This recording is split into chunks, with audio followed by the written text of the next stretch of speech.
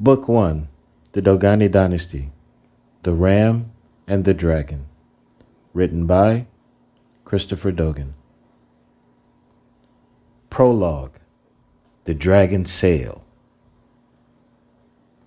The Crimson Wraith tore across the waves, her tattered crimson sails pulled taut by a hard wind. Those sails, bearing a fierce black dragon at their heart, spoke of battles and escapes beyond counting. Behind her, Imperial warships loomed, golden sunburst insignias flashing against the dying light. The shouts of the crews could be heard, close enough now for Miguel to know they meant to board her.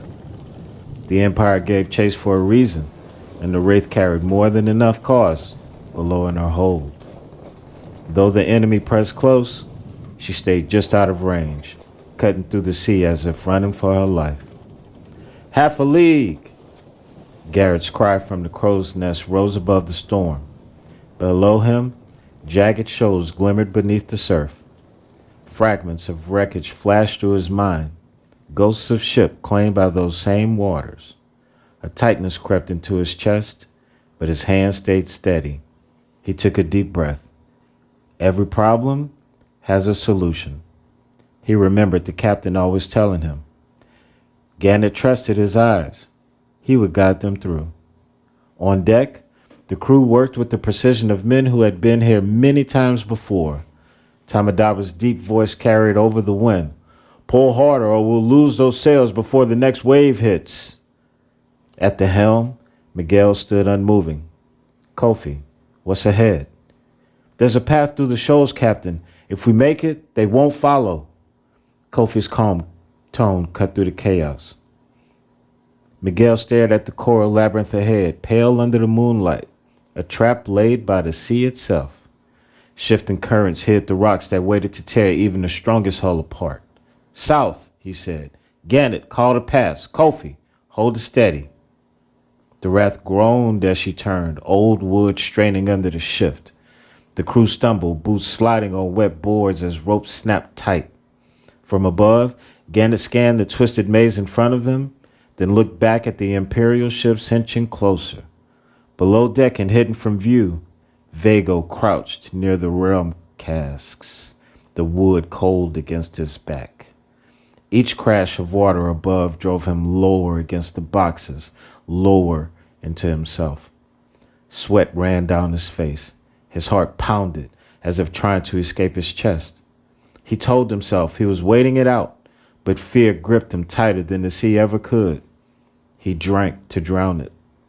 No one knew where he was.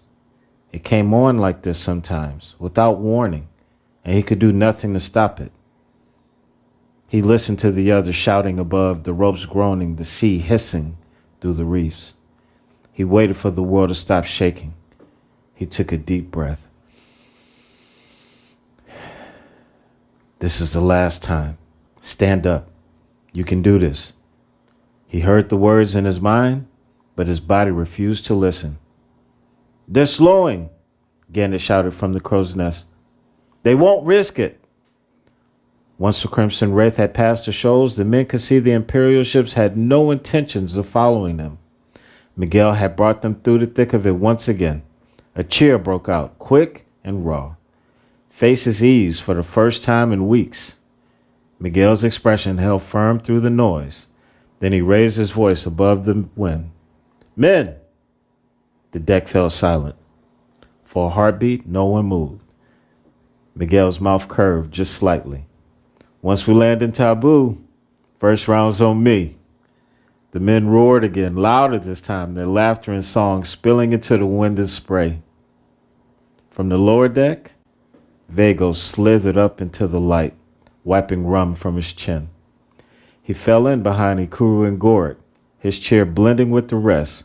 Miguel watched him for a moment, saying nothing, but he did not miss it.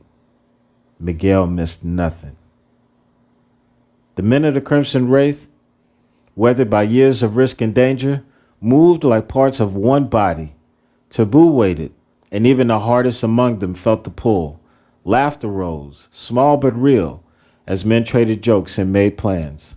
Below deck, told a different story entirely. The air was suffocating. the weight of despair as heavy as the stench of sweat and unwashed bodies. Unknown names and faces shifted in the dark, chains answering in soft, uneven rhythm. Their faces were gaunt, their expressions hollow, as if resignation had taken what little remained. The hold was packed with humanity reduced to cargo, slaves bound for the markets of taboo. Men of fighting age, kept fed and upright by the captain's standing order.